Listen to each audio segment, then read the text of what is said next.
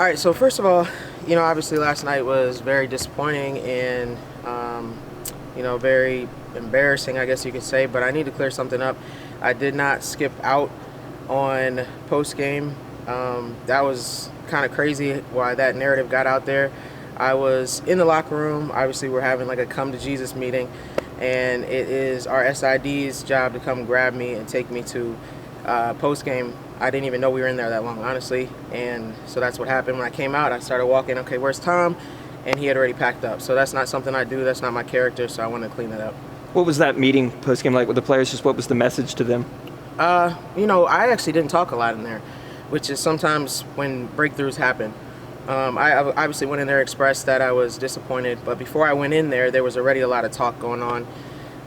Some of our leaders stepped up and really told everybody that we're not playing like what we're capable of playing. We're not playing how we practice.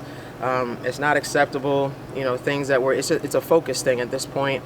So they started kind of policing themselves in the locker room and getting on each other, calling each other out. And I think that's when great teams start to prevail through adversity, is when the players start to care a little bit more than the coaches. Who leads that? Maya actually led it last night, and I thought Maya fought really hard all game. But she was not happy in the locker room. Some other ones stepped up, Abby Hip, Jazz, and a few of them. But at the end of the day, there's no excuse for the shots we're missing, and it's very disappointing because they are open. And that's something that we do. We finish. I can understand getting in rhythm from the three and all that stuff and losing some shooters, but the layups and the pull-up jumpers is not. That's not who we are. So the blessing is that we can defend at a high level and we can hold people, but you're not going to win games if you're scoring 40 points. So that was what was disappointing. We held them to 44 points. That was good. We had 53 rebounds, 19 boards. It's good, but we got to make them count. Just hearing Maya, just kind of when we were able to hear her just after the North Texas game, that voice is getting louder in that locker room. It just kind of sounds like Maya has evolved into like a tremendous leader, on and off the court. She's just very confident right now. She understands that we need a commanding presence from that point guard spot, and she's upped her game from even just a year ago. So I'm really proud of where she's at. And she's not the only leader on the team. And it's 3 games in. It's early. Yes, it's been a problem that's been brewing, but sometimes when you're winning games, it's hard to get the message across as a coach. But when you lose and we sit in that locker room and the kids really feel that loss, I think the message was heard. You have 3 pretty notable programs coming up next on the schedule. Is there anything you do particular to try and get the team back on the track you want, or is this all kind of a mental thing and getting them refocused? Yeah, it's a mental thing. We got to be more mentally tough. Focus and finish. We understand the game plan. We're prepared.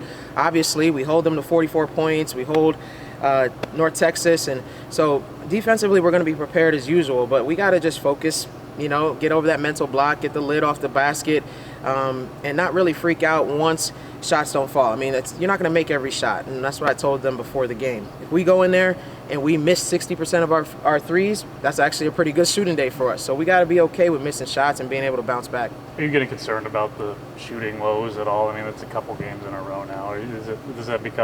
When's that start to become something that you start to worry about a little more? I mean, I think, of course, I'm concerned about it for sure. But I'm not somebody who's going to, throw in the towel and be like, oh, we can't score. No, we just got to keep working to get better and working on their confidence and working on them handling pressure, because I think that's what it is right now.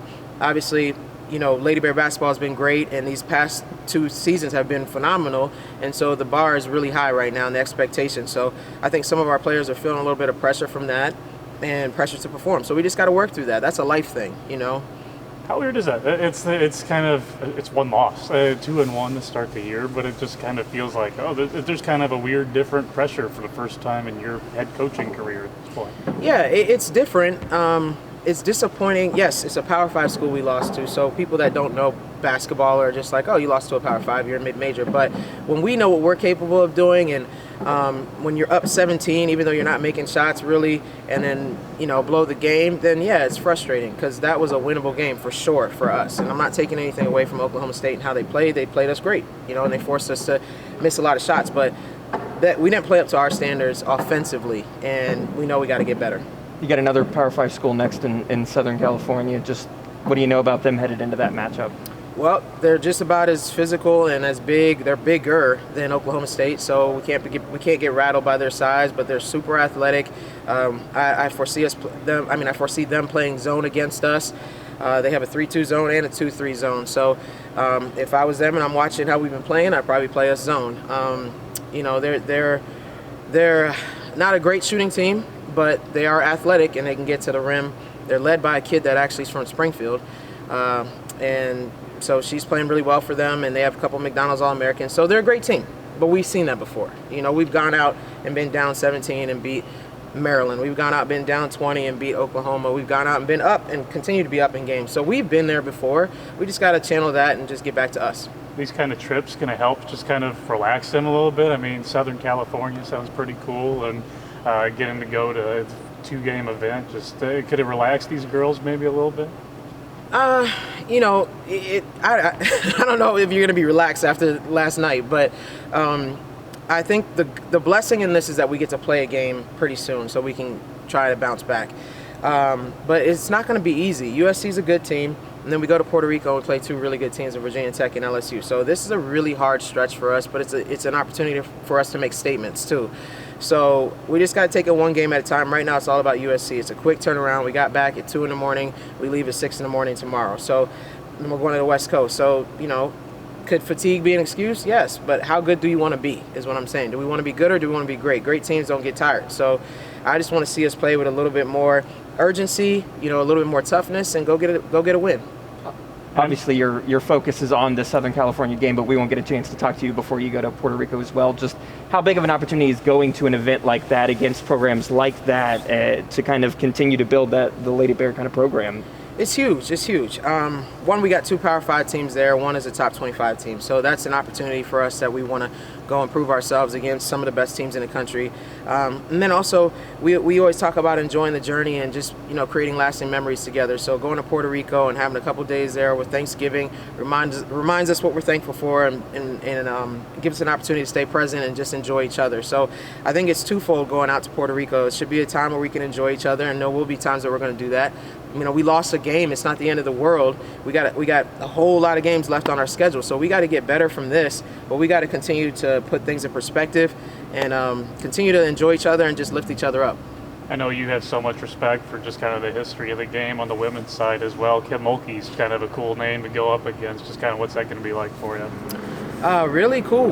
I've obviously coached against her as an assistant coach, but never as a head coach, and she said some really nice things about me this summer, and to me, I was like, wow, that was definitely. I just felt honored that she was even talking about me. But I have a lot of respect for her and what she's done for this game. She's in the Hall of Fame, obviously, that. But going into the game, it's almost like going into Stanford. I have so much respect for them, and it's an honor to coach against them and to be able to learn from that and everything, but there's not going to be a fear. I never have a fear factor. I'm not going to ever fear another coach or another team, and I don't want my players to play that way either, but the respect level is definitely there, and it's definitely an honor to coach against them.